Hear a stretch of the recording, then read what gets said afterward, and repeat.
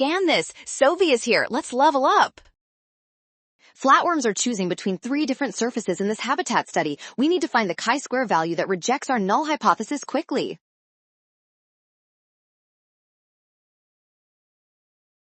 First, we identify our categories to find the degrees of freedom. Since there are 3 surfaces, we subtract 1 from 3 to get 2 degrees of freedom for this specific test.